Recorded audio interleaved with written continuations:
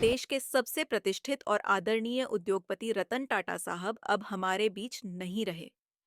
1937 में जन्मे रतन टाटा का 2024 में 66 साल की उम्र में मुंबई के अस्पताल में निधन हो गया। उनकी मृत्यु ने पूरे देश को शोक में डुबा दिया है। हर किसी की आंखों में आंसू हैं। रतन टाटा की विरासत इतनी गहरी और व्यापक है कि पक्ष विपक्ष दोनों ही तरफ से उनके निधन पर संवेदना व्यक्त की जा रही है। शायद ही देश में कोई और व्यक्ति हो जिसने इतना सम्मान पाया हो जितना रतन टाटा को मिला है। हालांकि मृत्यु जीवन का अंतिम सत्य है और हर किसी को एक दिन इससे गुजरना होता है, फिर भी रतन टाटा के ना रहने से एक बड़ा सवाल खड़ा हो गया है। कौन बनेगा टाटा साम्राज्य का उत्तराधिकारी? अब सबकी नजरें इस विशाल साम्राज्य पर हैं, जिसकी अनुमानित कीमत 38 खरब रुपए है।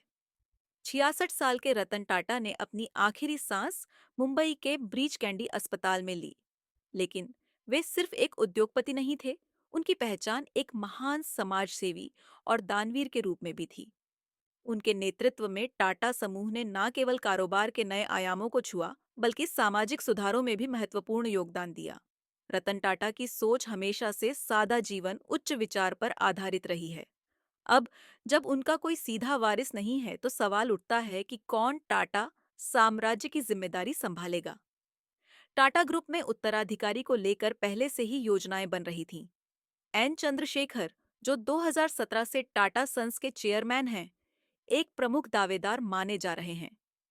इसके अलावा टाटा परिवार के दूसरे सदस्य भी हैं, जो अलग अलग जिम्मेदारियों के लिए माने जा रहे हैं। सबसे प्रमुख नाम नोएल टाटा का है, जो रतन टाटा के सौतेले भाई हैं और परिवार की विरासत को आगे बढ़ाने के लिए तैयार हैं। उनके 3 बच्चे, माया टाटा, ली टाटा और नेवल टाटा, भी संभावित उत्तराधिकारियों में से हैं। नोएल टाटा, टाटा परिवार के वरिष्ठ सदस्य और रतन टाटा के सौतेले भाई, ने टाटा समूह के अंतर्राष्ट्रीय और रिटेल व्यवसायों में महत्वपूर्ण योगदान दिया है। उन्होंने ट्रेंट लिमिटेड का नेतृत्व करते हुए इसे भारत की प्रमुख रिटेल कंपनियों में बदल दिया। खासकर वेस्टसाइड और ज़ारा जैसे ब्रांड्स के विस्तार में उनका बड़ा हाथ रहा है। इसके अलावा टाटा इंटरनेशनल के साथ उन्होंने समूह के वैश्विक व्यापार का नेतृत्व किया, टाटा ब्रांड को अंतर्राष्ट्रीय बाजारों में मजबूत किया और समूह की वैश्विक पहचान को सुदृढ़ किया। माया टाटा, जो 34 साल की है, टाटा ग्रुप में एक प्रमुख भूमिका निभा रही है। उन्होंने विदेश से शिक्षा प्राप्त की है और टाटा ग्रुप की नई तकनीकों और रणनीतियों को आकार देने में महत्वपूर्ण योगदान दिया है। माया वर्तमान में टाटा अपॉर्चुनिटीज फंड और टाटा डिजिटल जैसी प्रमुख इकाइयों में बड़े पदों पर काम कर रही हैं। टाटा डिजिटल की शुरुआत और विकास में माया का अहम योगदान रहा है, जो कंपनी के डिजिटल भविष्य को आकार दे रहा है। माया ने टाटा ग्रुप की नई तकनीकी और डिजिटल पहलों में प्रमुख भूमिका निभाई है। विशेष रूप से टाटा न्यू ऐप की शुरुआत में उनके विचार और रणनीतियों का बड़ा हाथ रहा है, जिससे टाटा समूह डिजिटल युग में तेजी से आगे बढ़ रहा है। ली टाटा, नोएल टाटा की सबसे बड़ी बेटी, टाटा समूह के हॉस्पिटैलिटी सेक्टर में अहम भूमिका निभा रही हैं। उन्होंने Indian hotels company limited (IHCL), जो ताज होटल्स और रिसॉर्ट्स के तहत आता है, के विस्तार और संचालन में योगदान दिया है। उनके नेतृत्व में ताज होटल्स ने न केवल भारत में बल्कि अंतर्राष्ट्रीय स्तर पर भी अपनी उपस्थिति को मजबूत किया है और इंडियन होटल्स कंपनी की प्रतिष्ठा को और ऊंचाइयों तक पहुंचाया है।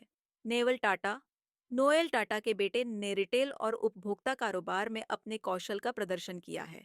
वे स्टार बाजार के प्रमुख हैं, जो ट्रेंट लिमिटेड के तहत आता है और इसके सुपरमार्केट ऑपरेशंस को सफलतापूर्वक संचालित कर रहे हैं। नेवल ने अपने नेतृत्व में समूह की रिटेल इकाइयों में नवाचार और विकास की नई संभावनाओं को जन्म दिया, जिससे टाटा समूह के रिटेल व्यापार को मजबूती मिली।